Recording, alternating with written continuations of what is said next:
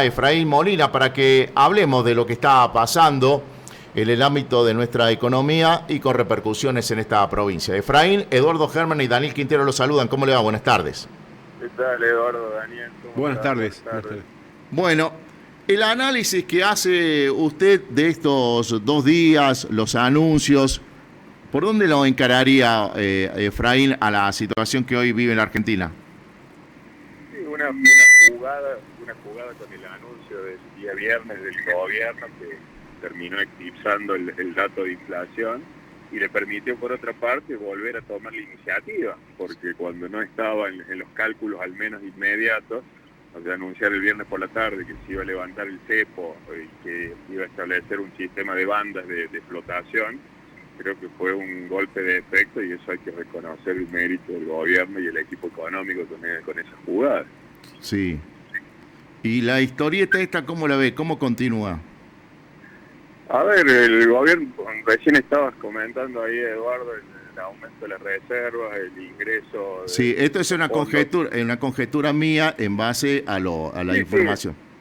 Además, porque no hay forma de que en un solo día el Banco Central vaya a acumular esa cantidad Claro, de reservas, porque no está comprando divisas. Recordemos que en esta banda de flotación el Banco Central interviene comprando si el dólar llegara a la banda inferior. sí, Y se ha mantenido en estas 2 jornadas relativamente estable, expectante. También juega que es una semana corta, esto para los mercados, un fin de semana largo por Semana Santa, entonces creo que la expectativa se va a seguir trasladando al día lunes, pero que lo encuentra el gobierno posicionado, primero en esta fase 3 que denominan, primero por lograr estabilizar ya el tipo de cambio, por el ingreso de reservas, y también se hacen algunas conjeturas también, bueno, pero esto sería como una especie de un nuevo blindaje, de lo mismo que pasó con De la Rúa, lo mismo que pasó con Macri, y hay que hacer algunas salvedades también, que la situación de Argentina comparados con esos dos momentos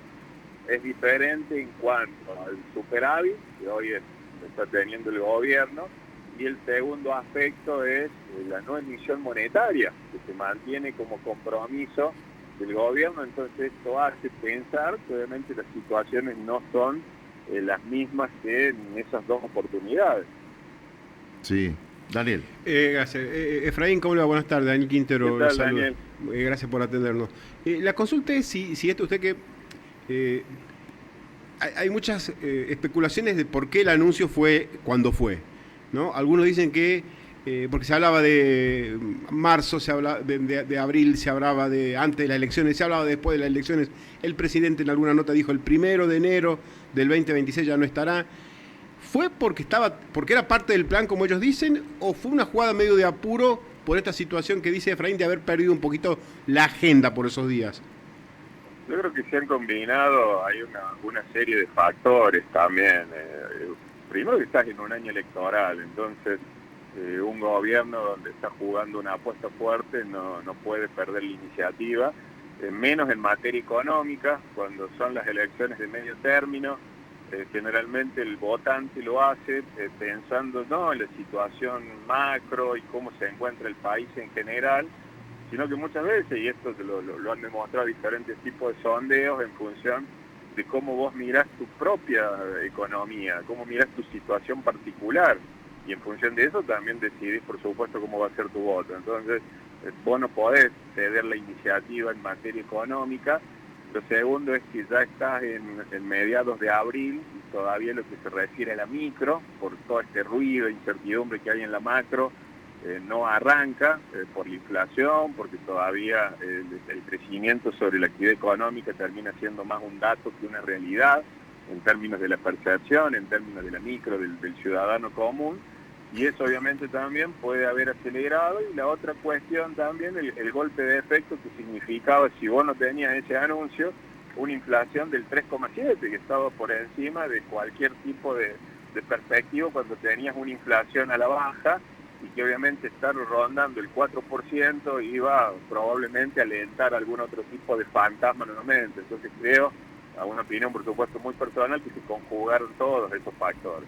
Efraín, y en estos 2 primeros días, esta cautela o esta quietud, esta calma, ¿era de esperar? ¿Va a seguir así? Sí, sé muy bien que los economistas no hacen futurología, pero ¿es lo que usted esperaba, por ejemplo? Se esperaba que la primera reacción del dólar estuviera más cerca de los 1.300 pesos, ¿no? De los 1.100 que empezó y después de los 1.200 que estuvo sobre la jornada de ayer y también sobre la apertura de hoy. ¿Y por qué no testear las bandas más arriba? Porque se sabe que ahora el Banco Central tiene cierto poder de fuego para tratar de contener una eventual embestida. Además, ayer justamente lo escuchaba el propio viceministro de Economía que daba declaraciones a la mañana temprano y sostenía eso. A ver, esto no es casualidad. Y bueno, ¿por qué se fija la banda en este nivel de 1.000 o 1.400? No es porque se les ocurrió, porque fueron tanteando. Es porque esto se viene estudiando, desarrollando modelos para ver cuánto es lo que se necesita, cuánto es el nivel de la base monetaria, cuántos son los dólares que vos necesitabas también con el apuntalamiento del Fondo Monetario. Entonces eso contribuyó también a generar un esquema de más credibilidad, porque todas estas medidas económicas funcionan en tanto y en cuanto haya credibilidad del mercado, de que vos vas a tener el poder de fuego y vas a poder sostener esas medidas y no que sea un intento solamente desesperado o un manotazo del gobierno por tratar de cambiar una realidad. Además el propio gobierno sabía ya que con un dólar oficial en torno a los 1.000 pesos ya era un dólar que estaba atrasado y que obviamente necesitaba ser recalibrado. Efraín, una más. Muchos analistas, economistas, analistas políticos, pero muchos que hacían el análisis de lo que se anunció, todos repetían la misma palabra, audacia. Incluso la dijo ayer el secretario del Tesoro de Estados Unidos. No estamos acostumbrados los argentinos a que se tome una medida, porque muchos dicen, está saliendo bien, tocamos madera, pero podría haber salido muy mal. ¿Es de una audacia sin igual esto de hacerlo en un año, como decía usted recién, electoral, algo que te puede salir muy mal? No, es lo que había que hacer, Efraín, no había más margen. Sí, pero tanto el equipo económico que están trabajando, yo creo que hay dos elementos. Uno que es la cuestión discursiva, cómo se dejan puertas adentro. Y vos terminás fijando que en definitiva hay mucho pragmatismo. ¿Eso qué significa? Terminás haciendo, no hay nada que no te recomiende ya la literatura económica que vos tenés que hacer en una situación similar a la de Argentina. O sea, más allá del momento, bueno, que eso sí lo podés valorar, es decir, cuando tomaste esta decisión, pero no que la decisión en sí haya sido una jugada completamente inesperada, que no. La literatura económica lo que te va a decir, que en una situación donde vos estás teniendo un atraso cambiario, donde estás teniendo problemas de dólares, pero que vas teniendo las cuentas ordenadas para no soltar el gasto público, que no estás desarrollando emisión monetaria, pero la inflación te sigue aumentando, no tenés demasiadas otras cosas u otros tipos de herramientas que aplicar. Lo que pasa es que acá, en lugar de ir a una devaluación brusca, que eso sí hubiera sido un semisuicidio por parte del gobierno, establezco un sistema de flotación intervenida, estableciendo dos bandas que sean lo bastante amplias para que permitan ese margen de actuación, y obviamente que el mercado también está respondiendo, pero te digo, lo importante va a ser sobre todo el lunes, esta semanita corta y demás es medio como de testeo. Es bueno que haya arrancado bien estos 2 días, pero a partir del lunes ahí tenemos que ver cómo va a ser el desenvolvimiento real. Los precios, lo de la canasta familiar, lo del supermercado, ¿cómo lo ve usted? ¿Va a impactar este movimiento del dólar? Van a aumentar, Eduardo. A ver, en Argentina cada vez que tenés un movimiento del dólar, lo principal que te toca es el producto de los alimentos.